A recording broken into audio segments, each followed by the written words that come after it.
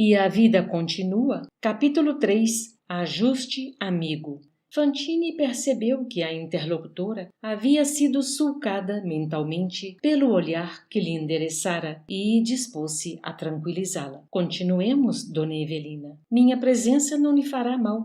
Observe-me, não direi com a sua gentileza, mas sim com o seu discernimento. Sou um velho enfermo que pode ser seu pai, e acredite que a vejo como filha. A voz dele esmoreceu de algum modo, entretanto, cobrou ânimo e terminou. A filha que estimaria ter em lugar da que possuo. Evelina adivinhou o sofrimento moral que as palavras dele destilavam e reajustou a posição emotiva, sentenciando. O senhor não se alegraria com uma filha doente qual estou. Mas voltemos ao meu caso, o caso da confissão.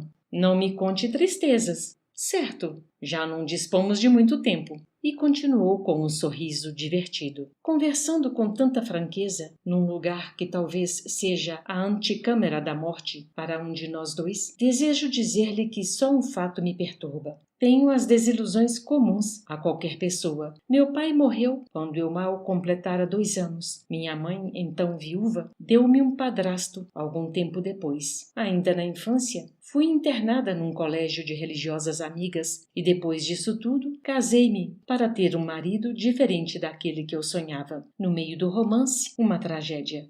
Um homem, um rapaz digno, aniquilou-se por minha causa 6 meses antes do meu casamento. Precedendo o ato que lhe impôs a morte, tentou o suicídio ao ver-se posto à margem. E compadeci-me. Busquei reaproximar-me, ao menos para consolá-lo, e quando meu sentimento balançava entre o pobre moço e o homem que desposei, ei-lo que se despede da vida com um tiro no coração. Desde aí, qualquer felicidade para mim é uma luz misturada de sombra, embora o imenso amor que consagro ao meu marido, nem mesmo a condição de mãe, consegui. Vivo doente, frustrada, abatida. Ora, aventou Ernesto, diligenciando encontrar uma escapatória otimista. Não se julgue culpada. Não fosse supostamente pela senhora, e o moço agiria de igual modo por outro móvel. O impulso suicida, tanto quanto o impulso criminoso. A voz dele empalideceu de novo, qual se o íntimo recusasse certas reminiscências que as palavras em curso lhe suscitavam à memória. Contudo, dando a ideia de quem agia fortemente contra si mesmo, prosseguiu.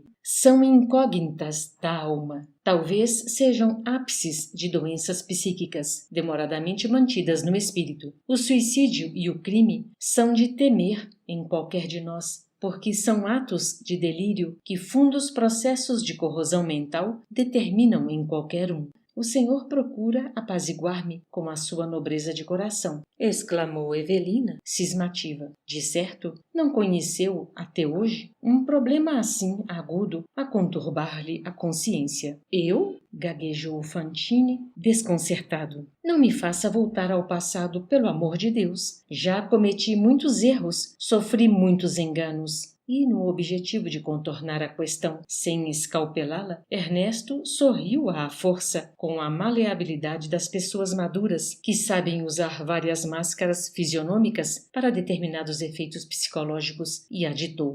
Não conseguiu, porventura, esquecer o moço suicida com apoio no confessionário? O seu diretor espiritual não lhe sossegou o coração sensível e afetuoso? Repito que sempre encontrei na confissão de meus erros menores uma espécie de vacina moral contra erros maiores. Entretanto, no caso em apreço, não obtive a paz que desejava. Admito que, se não houvesse hesitado tanto tempo entre 2 homens, teria evitado o desastre. Basta me lembre de Túlio, o infeliz, para que o quadro da morte dele se me reavive na lembrança e, com a lembrança, surja de imediato o complexo de culpa. Não se agaste. A senhora está muito jovem. Como acontece à mão que, pouco a pouco, se caleja no trabalho do campo, a sensibilidade também se enrijece com o sofrimento na vida. Certamente, se escaparmos com êxito no salto que pretendemos dar para a saúde, ainda veremos muitos suicídios, muitas decepções, muitas calamidades. A senhora Serpa refletiu alguns momentos e, dando a impressão de quem se propunha ganhar ensejo para balsamizar feridas íntimas, indagou com intenção.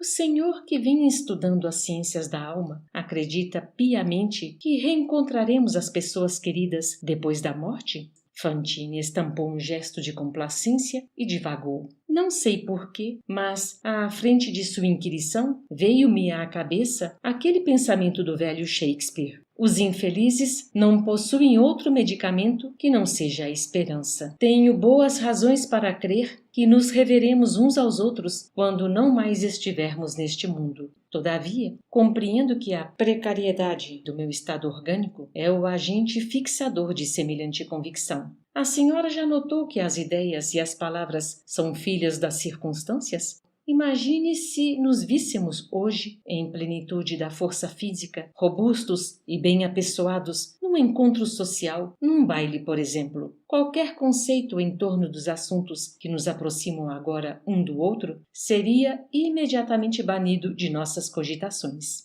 É verdade. A moléstia aflitiva nos dá direito de entretecer novos recursos e novas interpretações ao redor da vida e da morte. E, na esfera das novas conclusões que temos à frente, admito que a existência não acaba no túmulo. Estamos intimados a recordar aquela antiga ilação das novelas de amor. O romance termina, mas a vida continua. O envoltório de carne tombará consumido, todavia, o espírito seguirá adiante, sempre adiante. O senhor costuma pensar em alguém que estimaria achar na outra vida? Ele mostrou enigmático sorriso e zombeteou. Penso em alguém que estimaria não achar. Não consigo entender o trocadilho. Apesar disso, reconforta-me a notar a certeza com que me fala acerca do futuro.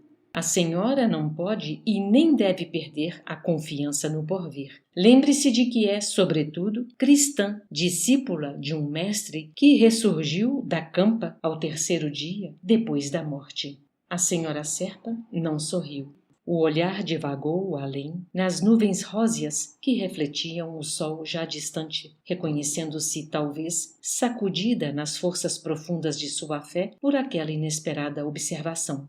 Findo o longo intervalo, voltou a fitar o interlocutor e preparou a despedida.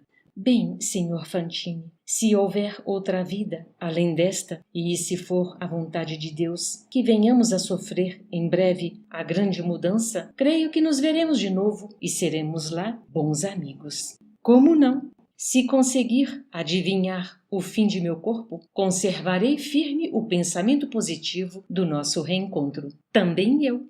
Quando volta para São Paulo? Amanhã, pela manhã. Tem ocasião marcada para o trabalho operatório? Meu marido decidirá isso com o médico. No entanto, creio que na semana vindoura enfrentarei o problema. E o senhor? Não estou certo. Questão de mais alguns poucos dias. Não desejo retardar a intervenção. Posso acaso saber o nome do seu hospital? Evelina meditou e concluiu. Senhor Fantine, somos ambos portadores da mesma doença, insidiosa e rara. Não será isso o bastante para aproximar-nos um do outro? Esperemos o futuro sem aflição. Se escaparmos do atoleiro, estou convencida de que Deus nos favorecerá com um novo encontro aqui na terra mesmo. Se a morte vier, a nossa amizade em outro mundo ficará também subordinada aos desígnios da providência. Ernesto achou graça e ambos regressaram ao hotel, passo a passo, em comovido silêncio.